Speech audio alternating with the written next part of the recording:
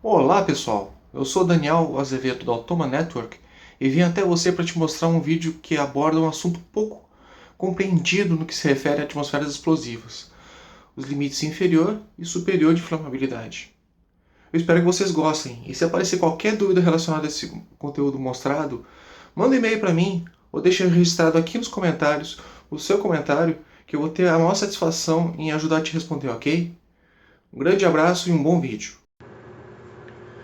Ok, gente, vamos então estudar o que é faixa de inflamabilidade e o que são os limites de inflamabilidade, ok? Antes disso, nós vamos dar uma abordada no que é evaporação.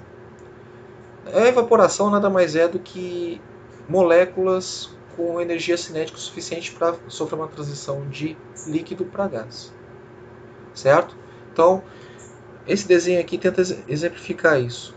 Aqui a gente tem um líquido, onde essa fileira de bolinhas aqui, ó, é a superfície do líquido.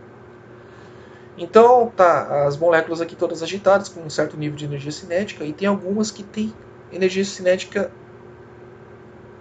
suficiente para sair da superfície do líquido, certo? Então ela sofreu uma transição de líquido para gás, enquanto há moléculas, ó, assim como tem seta para cima, tem seta para baixo, há moléculas que estão perdendo energia cinética e estão voltando para o líquido, ou seja, elas sofreram a transição de gás para líquido, certo?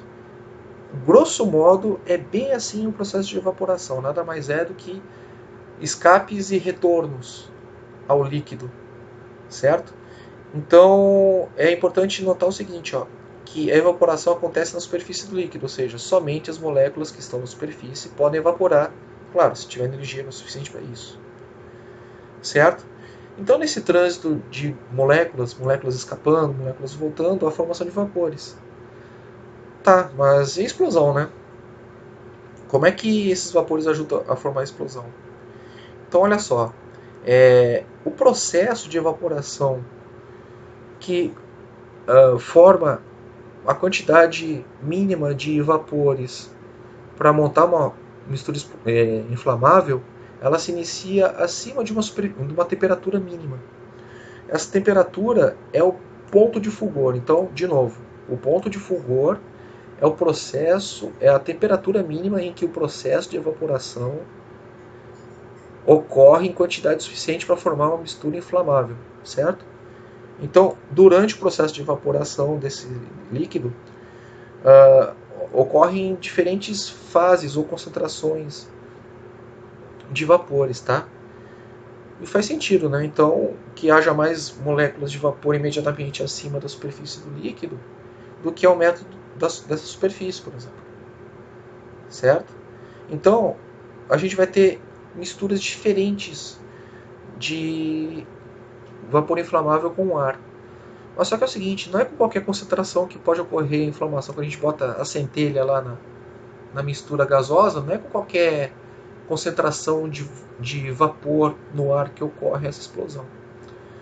Então existem baixas concentrações de vapor e altas concentrações de vapor. Então, com isso a gente vai ter três faixas, que é a mistura pobre.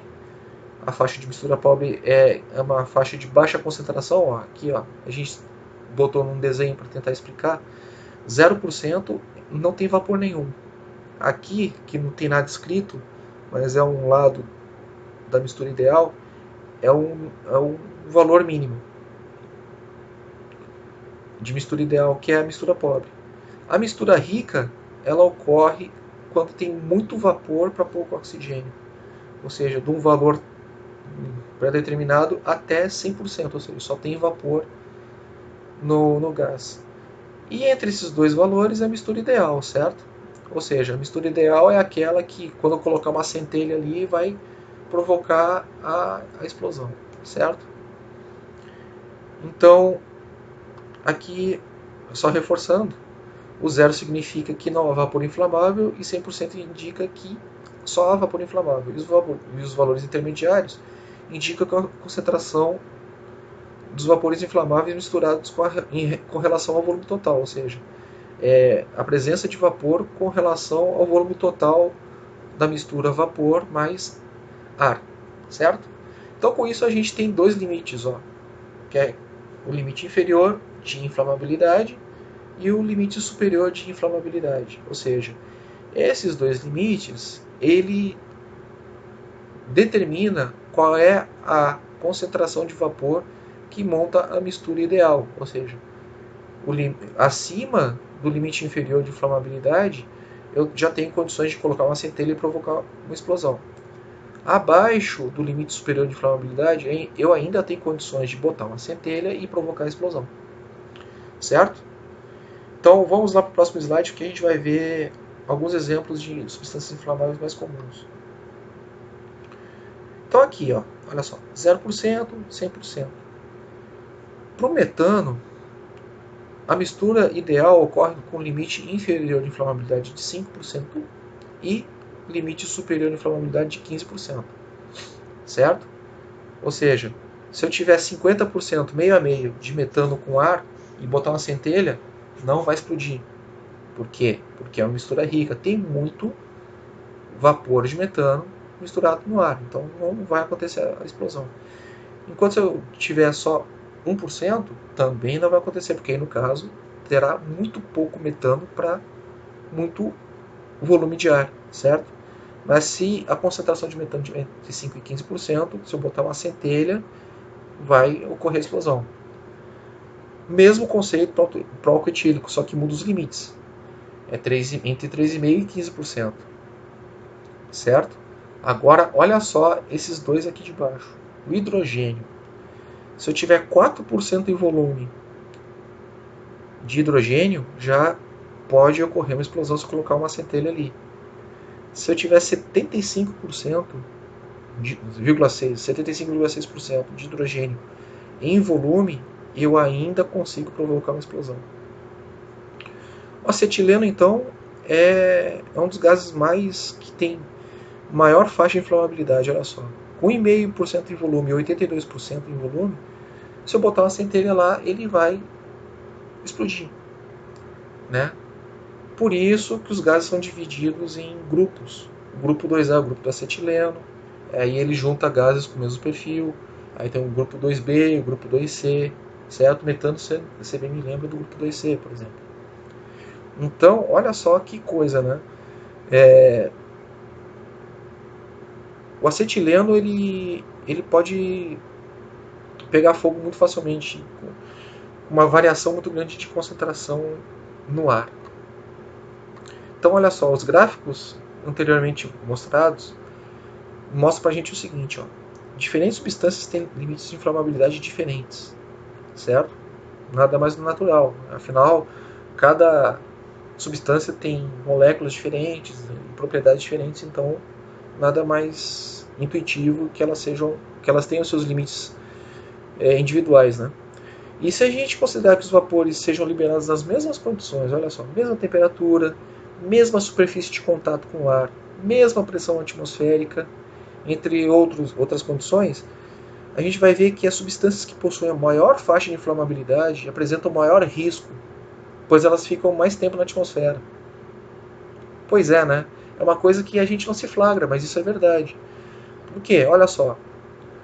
Vamos comparar aqui atrás, ó, o acetileno com o metano. Ó. Se a gente jogar a mesma quantidade, a mesma massa de acetileno ou de metano, o metano ele vai oferecer menos risco, porque ele vai ficar menos tempo na atmosfera em condições de mistura ideal, entenderam? Então o gás foi para a atmosfera e ele vai se diluindo com o ar, né?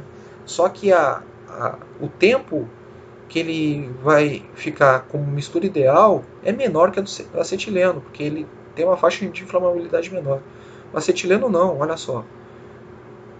1,5% e 82%. Então tu liberou a mesma massa de metano, só que agora de acetileno, tá? Então ele vai ficar mais tempo presente na atmosfera em condições de explosividade, ou seja, vai ficar mais tempo em condições de se tornar uma mistura explosiva. Entendeu? Por isso que o acetileno merece ainda mais cuidado. Beleza? Então, fique ligado. Ok, gente, muito obrigado pela atenção de vocês. Visite lá o nosso site e assine nossa newsletter para ficar sabendo das novidades, ok? Também dá uma passada lá na nossa página no Facebook, que é a Automa Network, e dá um curtir lá, beleza? Eu vou continuar fazendo outros vídeos para a gente continuar trocando ideias sobre o mundo da EX.